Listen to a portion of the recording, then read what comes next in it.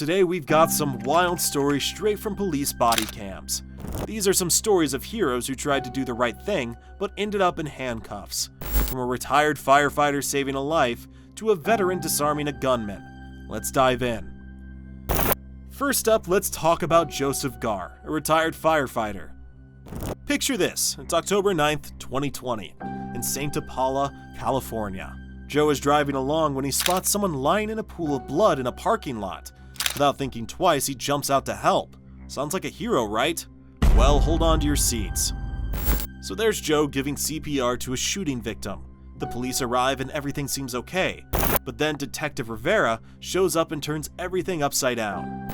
Don't go to the car. Don't go to that car. Stay over here. Stay over here. Stay over here. Come over here.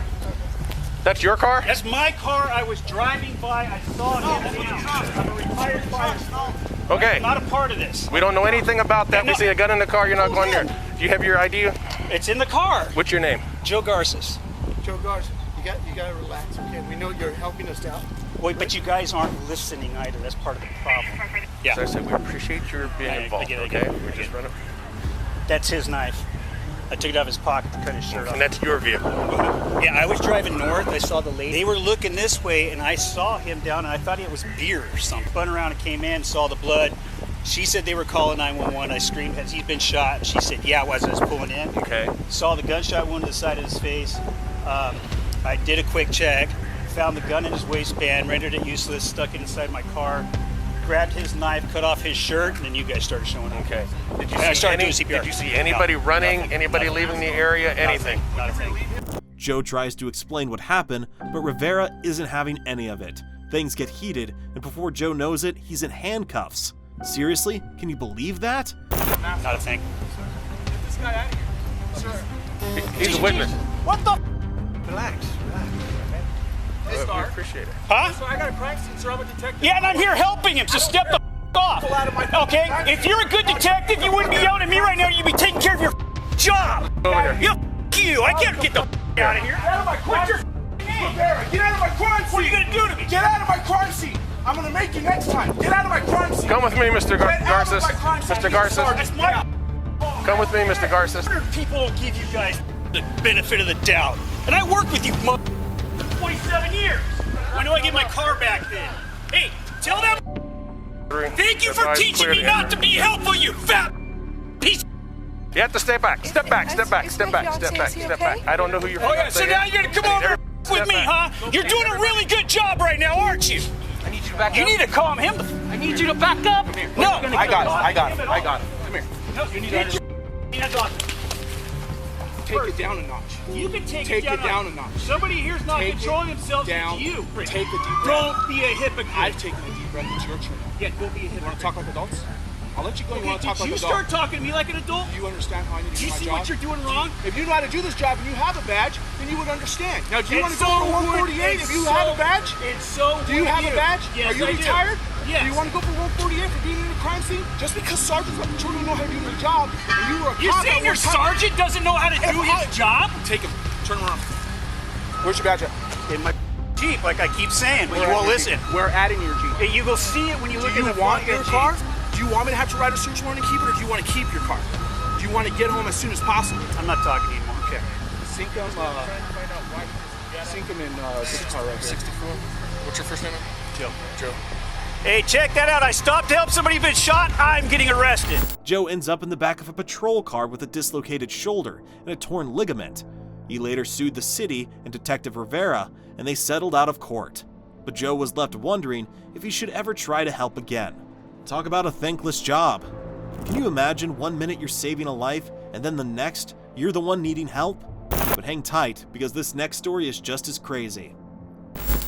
Alright, let's move on to our next story. This one's from June 27th, 2023. Army veteran Matt Solon and his friend Michael Loudermilk were out with their girlfriends when things took a turn for the bizarre. A drunk guy pulled a gun on them, and Matt, being the hero, disarmed him. Sounds like a scene from an action movie, right? Wait till you hear what happened next. The guy who pulls the gun isn't the one who goes to jail that night. You go to jail. Exactly. Someone pulled a gun on me. This guy asked for a cigarette. We told him he doesn't have a cigarette. He's drunk, and he pulled a gun out on us. I disarmed him. Who has the gun? I have drop the gun. It's disarmed. It has hollow points in it. It's a Glock. I want you to stand there and I want you to put that gun on the ground, okay? Do not have it in your hand when they pull up. Okay, it's on the ground. Okay, tell them the gun's here and point to the ground, but keep your hands to where they can see them. Okay. All right, thank you. Where did that come from? It came from him bleeding from the head. So Matt disarms the guy and calls 911, thinking he's done everything right. The police arrive and instead of a pat on the back, Matt gets handcuffed. You can't make this kind of stuff up. The officers are all over Matt, questioning him like he's a criminal. Despite explaining everything, they charge him with felony possession of a firearm. Unreal. Sir, did I do something wrong? I don't know what's going on. We're trying to detain you to figure out what's going on. Does that make sense? Yeah, but did I do something wrong? Did I do something wrong or no? Look at it this way, man.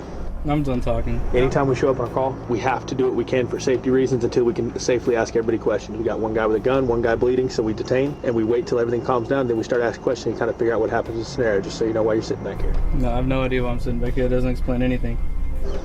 Matt, step on now. Yes, sir. I had it under control, I feel like. You had what under control? The whole situation. I had him on the ground. I had him taken care of until the ambulance. I had it disarmed.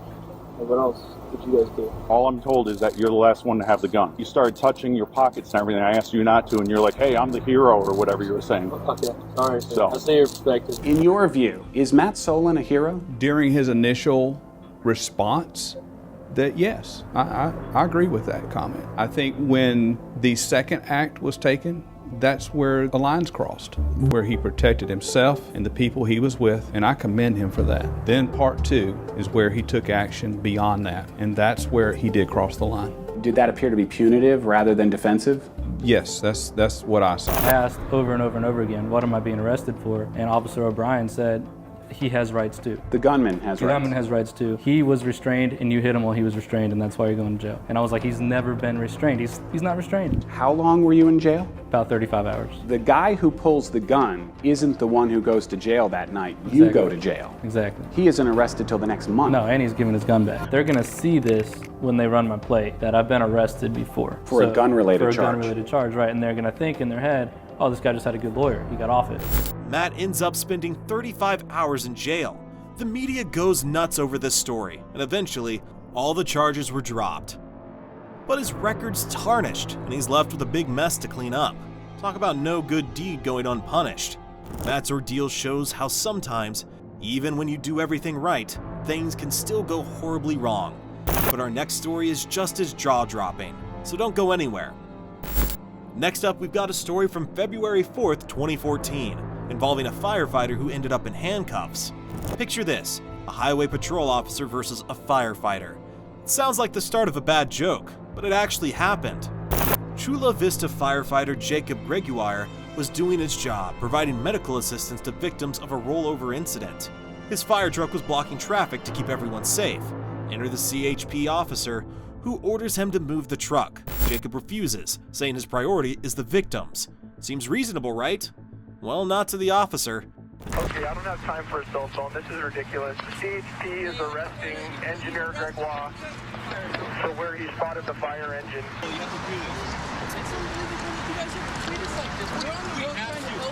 We asked you to clear the road and you said no, and you'll get arrested for moving it. Middle of patient care with patients on the freeway. They're putting him in handcuffs at this time and walking him away. Things get tense, and the officer actually arrests Jacob. Can you believe that? In the middle of helping accident victims, he's put in handcuffs. Jacob's fire chief backs him up, saying he did the right thing by prioritizing the victims. Thankfully, he's released after about half an hour, but the whole situation is just mind-boggling. It's pretty wild when a firefighter gets arrested for doing his job. You'd think they'd be working together, but instead, it turned into a power struggle. Unbelievable. Alright, buckle up, because the next story is even crazier. We got a nurse who stood her ground and paid the price. Alright, our next story takes us to Salt Lake City, Utah, on July 26, 2017. This one involves a nurse who stood up for her patient's rights and ended up in handcuffs. Meet Alex Woobles, a charge nurse who found herself in the middle of a police standoff at the University of Utah Hospital. The police wanted a blood sample from an unconscious patient who was the victim of a car crash. The patient wasn't under arrest, couldn't consent, and the cops didn't have a warrant. So Alex, following hospital policy and the law, told the officers they couldn't take the blood. What happens next is straight out of a nightmare. So I printed this off. This is what I was told to print off. I have this. It says obtaining blood samples for police enforcement from patients suspected to be under the influence. Okay? This was something that you guys agreed to with this hospital. The 3 things that allow us to do that are if you have an electronic warrant, patient consent, or patient under arrest. And neither of those things, the patient can't consent. He told me repeatedly that he doesn't have a warrant, and the patient is not under arrest. So I'm just trying to do what I'm supposed to do. That's all. So I take it without those in place, I left it in place. Am I fair to surmise that? Despite her calm and clear explanation, the officer, Detective Jeff Payne, wasn't having it. He gets frustrated and does the unthinkable. I don't know. I have no idea why he's playing. I'm just representing me. Why are you blaming me? She's the one that has told me no. Yeah, but sir, you're making a huge mistake right now. Like you're making a huge mistake because you're threatening a person. No, we're done. No, we're done, sir. Hey. We're done, sir. I had it.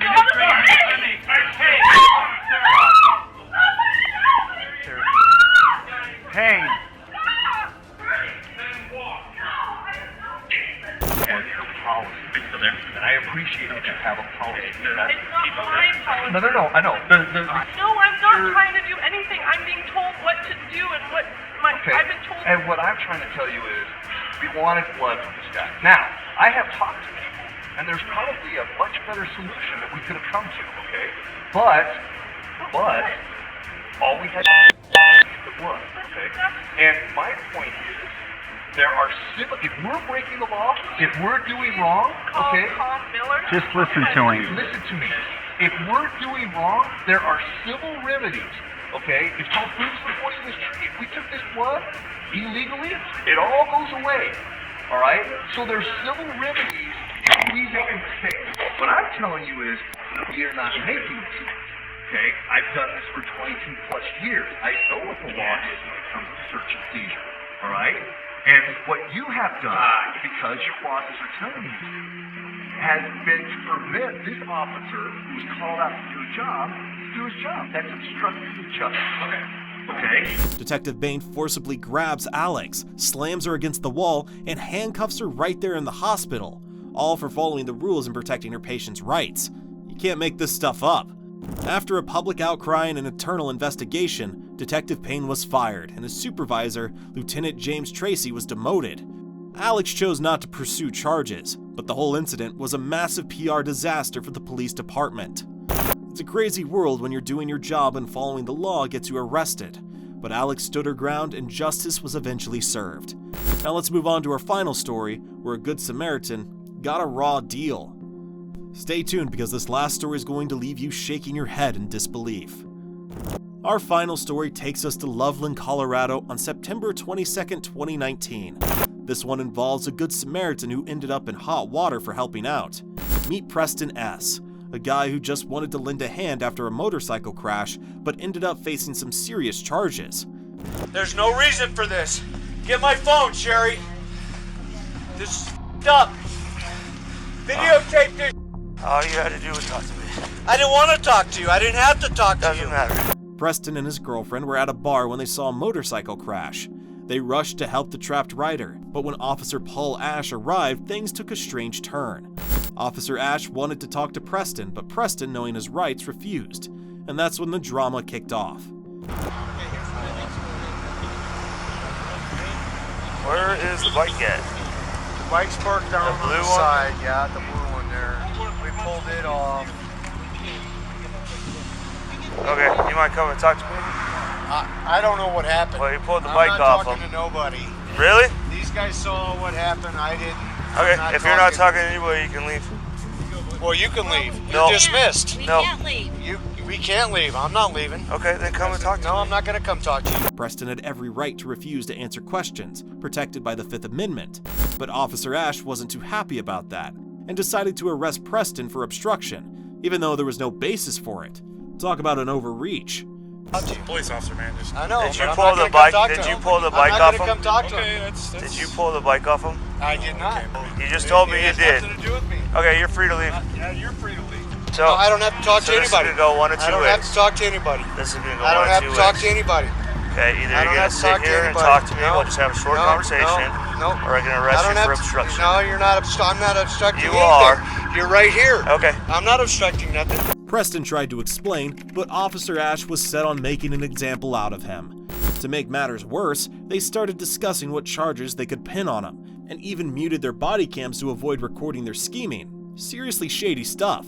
These guys are taking care of it. Please just come talk to me. No. Okay, turn around. I don't want to talk to you. Turn around right now. No. Nope. Turn around. Videotape this, Sherry. I'm already doing it. No. It's right here. No. Turn around. No, you're wrong. Turn around. My constitutional rights. Turn around. I don't have to talk to you. I don't Turn have to around. die. I don't have to ID myself. Turn around. I don't know what happened. He came over. We saw him down. I came to help him get his bike up. Okay, and that's what I need to talk to you. That's right. So if you've So inserted yourself, let me go. if you've inserted yourself, you need to talk to me. I don't You're need to talk to obstructing you. an investigation. I'm not obstructing anything. You are under arrest for obstruction. I'm and not now for obstructing. resisting. I want to talk to your supervisor. You can talk to him before you go to jail. I'm not going to jail. Yeah. I didn't do anything. I helped the guy get his bike up. That's why you And need to talk to I'm me. obstructing. Okay. You're here? Yeah. I need statements from the guy in the blue plaid shirt. Okay. The guy in the black Eagles thing. Okay. He was the one who moved his bike over there, or was moving it. Eagles jersey moved over there? Yeah. He told me that you helped move the bike. So that point I thought we were going to reconstruct what happened. So yeah, that's he's tampering with evidence. Yeah, So. Preston was charged with evidence tampering and obstruction, but it was all bogus. He suffered severe injuries during the arrest and needed a complete shoulder replacement. Months later, all charges were dropped and Preston sued the city. The lawsuit was settled for $290,000, but the officers faced no disciplinary action. It's a pretty wild story of how helping someone can turn into a legal nightmare. Preston's case shows the dark side of how authority can be misused.